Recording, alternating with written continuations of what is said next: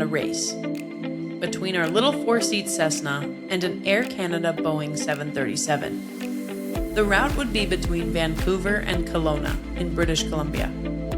In case you're not familiar with British Columbia, Vancouver is on the west coast and Kelowna is about 170 miles inland, with 2 major mountain ranges in between.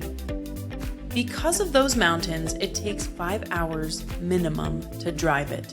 Air Canada, with a Boeing, can do it in about an hour, plus a minimum of another hour at the airport, parking, checking in, dealing with security, waiting at the gate, and boarding. So we figured that the time to beat in our little Cessna was a total of 2 hours, parking lot to parking lot. It took about 15 minutes to prepare for departure, splitting our work between the pre-flight and filing the flight plan. And then we were, as they say, off to the races. We took off in the flatlands of the Pitt River Valley, but had to climb hard as we turned east on the course because 5,000-foot mountains were only a dozen miles ahead of us. Before long, we were coordinating with air traffic control and passing over the scenic Alouette Lake. Of course, the view at our non-Boeing altitudes beat the pants off what Air Canada passengers would be seeing from 35,000 feet. Within a few minutes, we were passing Stave Lake. Now the mountains were taller, the land was more remote, and the view was more spectacular.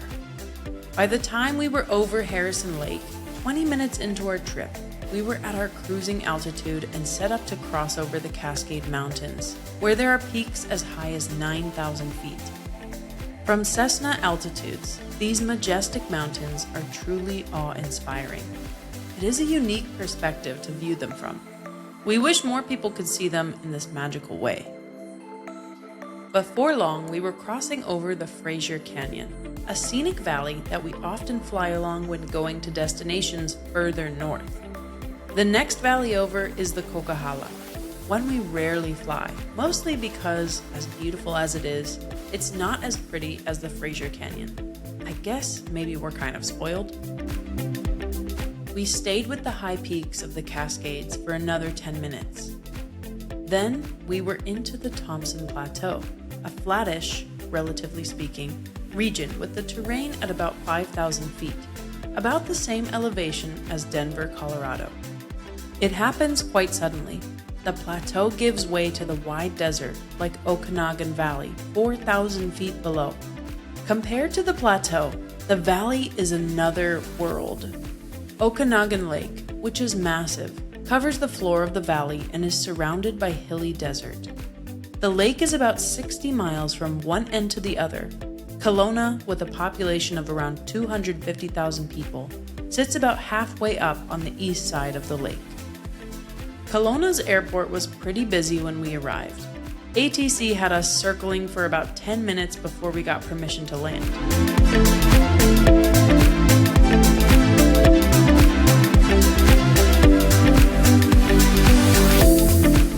And we won the race!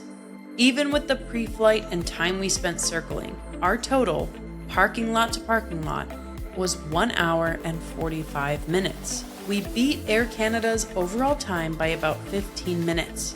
And unlike Air Canada passengers, we got to keep our shoes on, bring our dog, carry the water we could drink, and nobody mistook our nail clippers for a weapon of mass destruction. Oh, and it cost about $100 in fuel. That's over $500 less than Air Canada would have charged the two of us for a one-way fare. How cool is that?